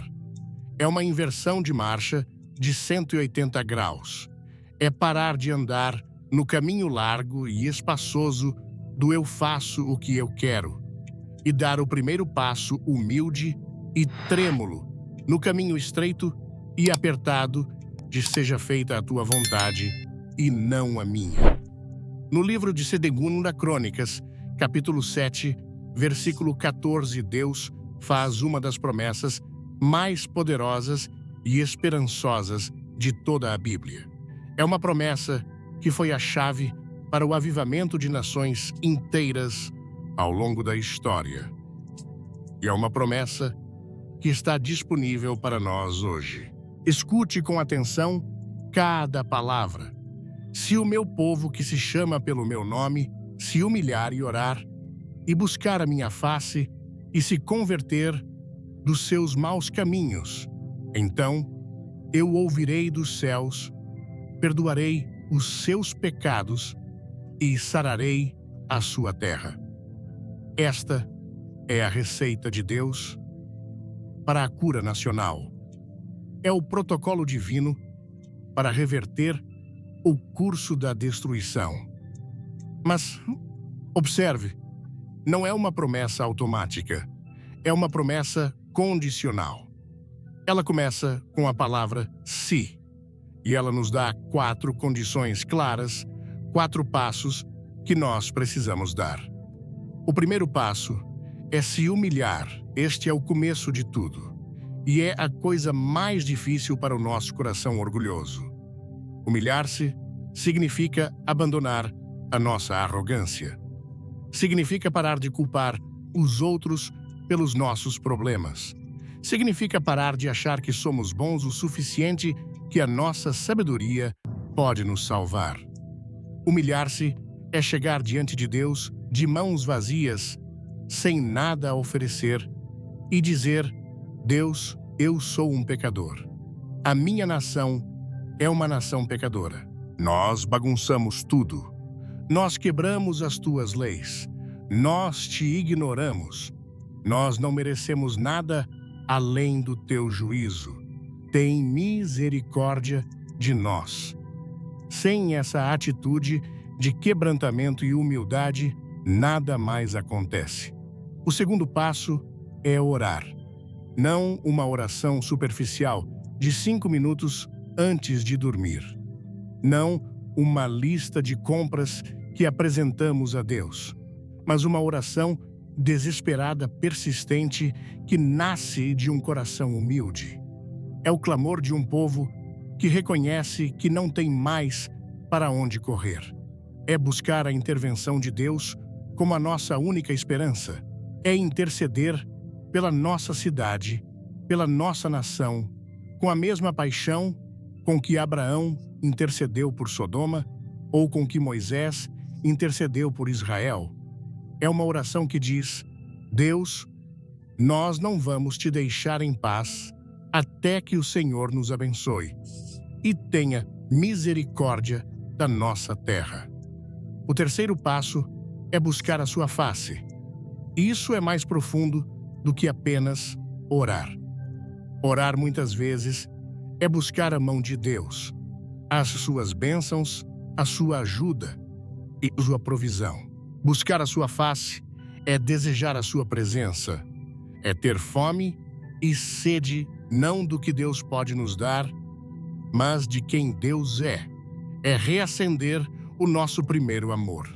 É desligar a TV, deixar o celular de lado e passar tempo a sós com Ele, na sua palavra, em adoração, apenas para estar com Ele. É colocar Deus de volta no centro absoluto de nossas vidas. E, finalmente, o quarto passo, o teste decisivo do verdadeiro arrependimento, se converter dos seus maus caminhos. Esta é a parte que prova que os 3 primeiros passos foram sinceros. É a mudança de direção. Não adianta se humilhar, orar e buscar a face de Deus no domingo, se na segunda-feira nós voltamos a viver da mesma maneira, nos mesmos pecados, com as mesmas atitudes. Converter-se dos maus caminhos significa tomar decisões práticas e radicais para abandonar o pecado.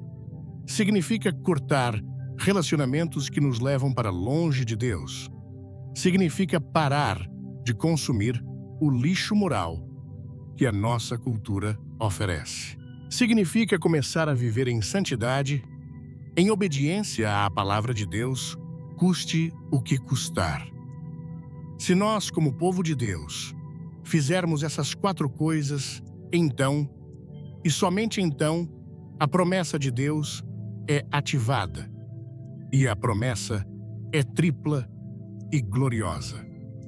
Primeiro, ele diz: então eu ouvirei dos céus. No meio de bilhões de vozes, ele inclinará o seu ouvido para o clamor sincero do seu povo arrependido. A nossa oração não baterá no teto. Ela chegará ao trono da graça. Segundo, perdoarei os seus pecados. A mancha da nossa rebelião, a culpa que nos condena, a dívida que era impagável. Tudo isso será lavado, cancelado, esquecido pelo sangue precioso de Jesus Cristo derramado na cruz. Receberemos um perdão completo e uma nova chance. E terceiro, sararei a sua terra. As feridas da nossa nação, as rachaduras no nosso alicerce, a doença espiritual que está nos matando. Deus promete começar um processo de cura. Ele pode restaurar famílias. Ele pode trazer paz onde há divisão. Ele pode trazer clareza moral onde há confusão. Ele pode soprar vida onde há morte. A cura para a doença da nossa sociedade não virá de um novo presidente, de um novo partido político, de um novo programa econômico ou de uma nova tecnologia.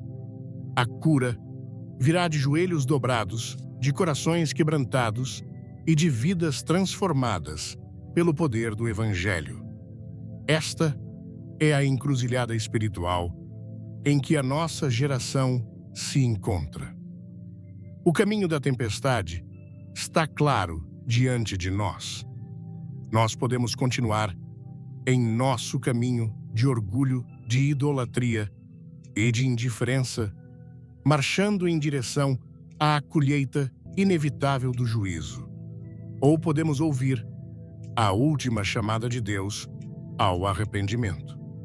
Podemos escolher o caminho da humildade, da oração, da busca e da conversão. A voz do profeta Joel ecoa para nós hoje.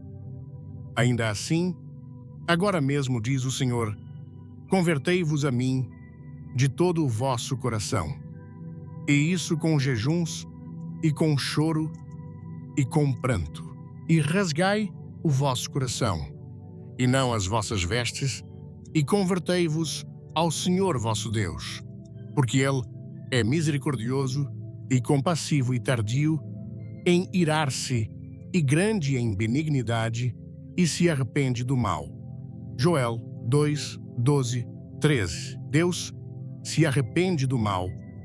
Significa que Ele está disposto a mudar o seu veredito de juízo se nós mudarmos a nossa atitude de rebelião. Ele está com a caneta na mão, pronto para reescrever o nosso futuro. Mas a escolha de entregar a Ele a página em branco da nossa vida é nossa. Continuaremos a escrever a nossa própria história, que termina em tragédia, ou permitiremos que Ele escreva uma nova história de redenção e cura para nós e para a nossa nação. A escolha é nossa. E o tempo para escolher está se esgotando. Nós estamos chegando ao final da nossa jornada hoje e esta é, sem dúvida, a parte mais crucial. Se esta mensagem falou ao seu coração de alguma forma, eu quero que você faça algo muito corajoso. Eu quero que você clique no botão de like, não como uma forma de aprovação, mas como um sinal de que você recebeu esta palavra. E se você conhece alguém que está se sentindo sem esperança, compartilhe este vídeo agora. Pode ser a âncora que essa pessoa precisa. E fique aqui comigo até o último segundo, porque a decisão que vamos tomar juntos pode definir a eternidade. A escolha é nossa e o tempo para escolher está se esgotando.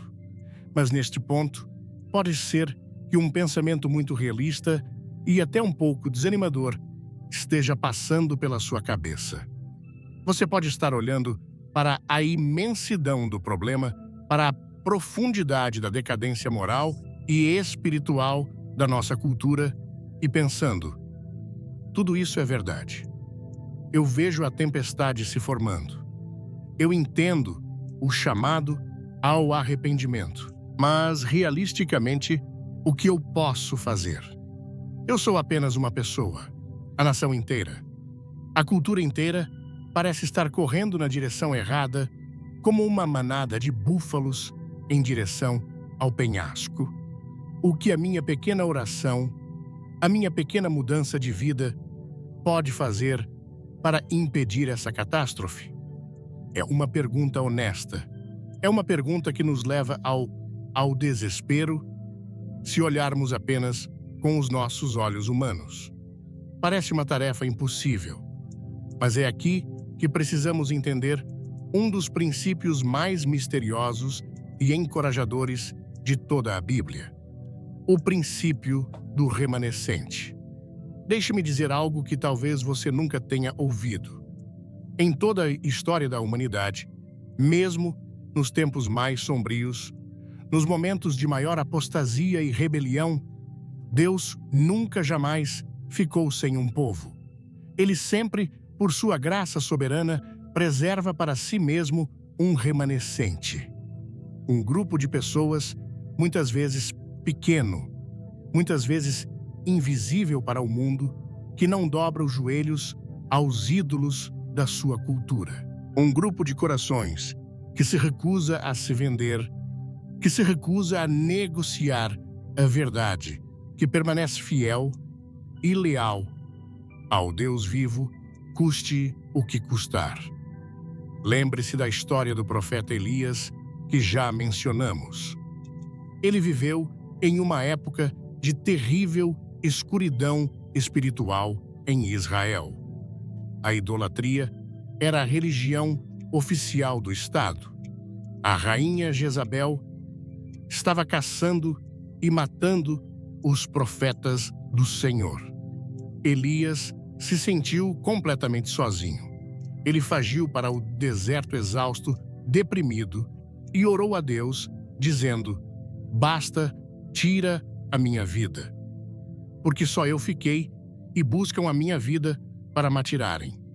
Ele estava no fundo do poço do desespero, acreditando ser o último homem fiel sobre a face da terra. E qual foi a resposta de Deus para o seu servo exausto? Foi uma das respostas mais cheias de esperança de toda a Bíblia. Deus lhe disse em essência: Elias, você não está sozinho. Você está olhando com os seus olhos, mas eu estou olhando com os meus.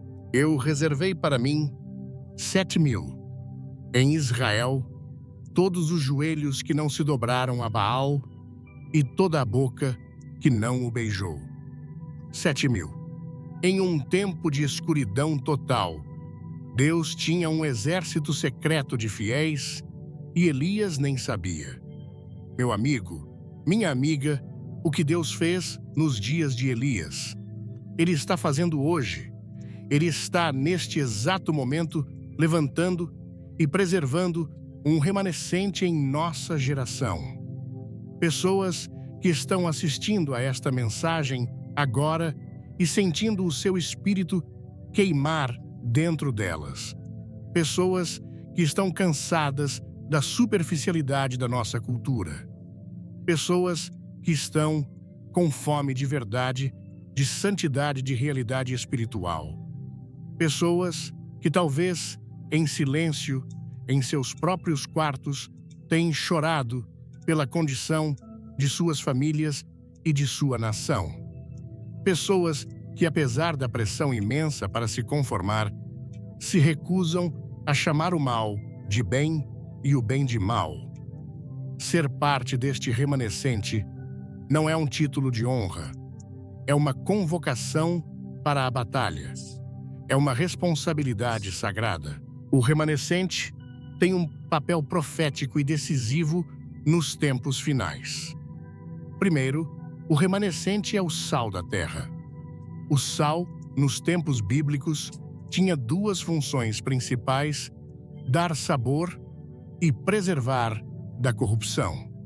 Em uma cultura que está se tornando cada vez mais insossa e podre, o remanescente é a força que impede a decomposição total. Sua vida de integridade, sua defesa da verdade, sua recusa em participar da imoralidade ao seu redor, age como um conservante espiritual, retardando o avanço da podridão. Segundo o remanescente, é a luz do mundo.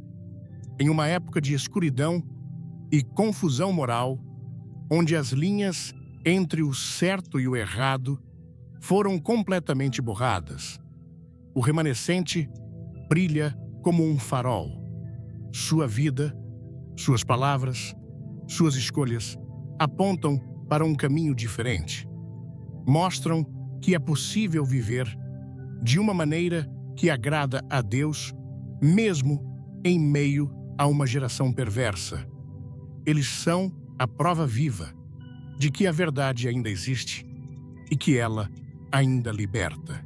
Terceiro, e talvez o mais importante, o remanescente está na brecha como intercessor.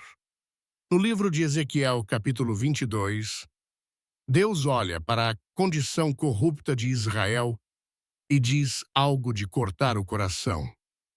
E busquei dentre eles um homem que estivesse tapando o muro e estivesse na brecha perante mim por esta terra, para que eu não a destruísse. Porém, a ninguém achei. Porque ele não encontrou ninguém para ficar na brecha, o juízo veio. O remanescente é aquele que entende essa chamada. São os guerreiros de oração que se colocam entre a ira justa de Deus e a rebelião de um povo e clamam por misericórdia. Como Abraão clamou por Sodoma, como Moisés clamou por Israel. A oração do remanescente pode literalmente mudar o destino de uma nação. Talvez você esteja pensando: será que eu posso ser parte desse remanescente? A resposta é um retumbante sim. Deus não está procurando por super-heróis espirituais. Ele não está procurando por pessoas perfeitas. Ele está procurando por corações disponíveis, por pessoas comuns que simplesmente dizem: eis-me aqui, Senhor, usa-me. Eu não vou mais dobrar os meus joelhos para os ídolos deste século. Eu escolho a Ti. Mas no final de tudo, depois de falarmos sobre a história, sobre os ídolos, sobre o juízo e sobre o arrependimento, tudo se resume a um único ponto, uma única decisão. A profecia pode ser sobre uma nação, mas a salvação é radicalmente pessoal. A tempestade pode ser coletiva, mas o abrigo é individual. E a pergunta que Deus, através do seu Espírito Santo, está fazendo nesta noite não é para a sua cidade, não é para o seu vizinho, não é para o seu colega de trabalho. A pergunta é para você. Onde você está? Onde está o seu coração? Neste exato momento. Talvez você tenha escutado tudo isso e percebido pela primeira vez na sua vida que você está na estrada larga. Você tem vivido a sua vida do seu próprio jeito, buscando a sua própria felicidade, servindo aos ídolos deste século. E hoje você sentiu o chão tremer sob os seus pés. Você percebeu que o caminho que parece tão bom está, na verdade, te levando para a destruição. Se é você, eu tenho a melhor notícia que você poderia ouvir. A Bíblia nos diz que Deus amou o mundo de tal maneira que deu o seu Filho unigênito Jesus Cristo. Jesus não veio ao mundo para apontar o dedo para os nossos pecados. Ele veio para carregar os nossos pecados. Ele veio para ser o nosso abrigo na tempestade. Naquela cruz há 2000 anos, o furacão do juízo de Deus, a ira santa contra todo o pecado da humanidade. O seu pecado e o meu pecado caiu com força total sobre ele. Ele tomou o nosso lugar. Ele pagou a nossa dívida. Ele sofreu a nossa condenação. Ele foi pesado na balança por nós e, sendo perfeito, satisfez a justiça de Deus. E ao terceiro dia, ele ressuscitou dos mortos, provando que a morte foi vencida e que a sua promessa de vida eterna é verdadeira. O que isso significa para você agora? Significa que a porta do abrigo está aberta. A Bíblia diz: crê no Senhor Jesus Cristo e serás salvo. A salvação não é algo que você conquista com boas obras. Não é algo que você merece. É um presente gratuito comprado pelo sangue de Jesus que você recebe pela fé. Fé significa simplesmente confiar. Significa parar de confiar na sua própria bondade, nos seus próprios esforços e transferir toda a sua confiança para o que Jesus fez por você na cruz. Talvez você já seja um cristão, mas ao ouvir esta mensagem, o seu coração foi convencido de que você tem estado morno. Você tem brincado com o pecado. Você tem amado mais o mundo do que a Deus. Você tem dobrado os seus joelhos secretamente para os ídolos da nossa cultura. Para você, o chamado de hoje é o chamado do Pai para o Filho que se desviou. Volte para casa. Arrependa-se. Reacenda o seu primeiro amor. Decida hoje ser parte do remanescente, custe o que custar. A profecia mais assustadora não precisa ser o seu destino, nem o destino final da sua nação. Hoje você pode fazer uma escolha que ecoará por toda a eternidade. Você pode escolher a vida. Eu quero te convidar, onde quer que você esteja, a fazer uma oração comigo. Não são palavras mágicas. É uma conversa sincera do seu coração para o coração de Deus. Se você quer entregar a sua vida a Jesus pela primeira vez, ou se você quer se reconciliar com Ele, eu te convido a orar em voz alta, aí mesmo onde você está. Diga a Ele: Senhor Deus, eu ouvi a Tua palavra hoje, e eu reconheço que sou um pecador. Eu tenho vivido a minha vida do meu jeito, ignorando a Tua vontade. Eu me arrependo dos meus pecados, da minha idolatria, do meu orgulho. Eu peço o Teu perdão. Eu creio que Jesus Cristo morreu na cruz por mim, que Ele pagou o preço pelos meus pecados, e eu creio que Ele ressuscitou dos mortos. Nesta noite eu abro a porta do meu coração e te recebo, Jesus, como meu único Senhor e Salvador. Toma o controle da minha vida. Muda-me de dentro para fora. Escreve o meu nome no livro da vida e ajuda-me a viver como parte do Teu remanescente para a Tua glória a partir deste dia. Em Teu nome, Jesus, eu oro. Amém. Se você fez essa oração com sinceridade, a Bíblia diz que você nasceu de novo. O seu passado foi perdoado. O seu futuro está seguro no céu. E o seu presente tem um novo propósito. Eu te encorajo a encontrar uma igreja que pregue a Bíblia, a contar a alguém sobre a sua decisão e a começar a ler a palavra de Deus todos os dias. A sua jornada apenas começou. A escolha foi feita. A tempestade pode vir, mas agora você está seguro na rocha.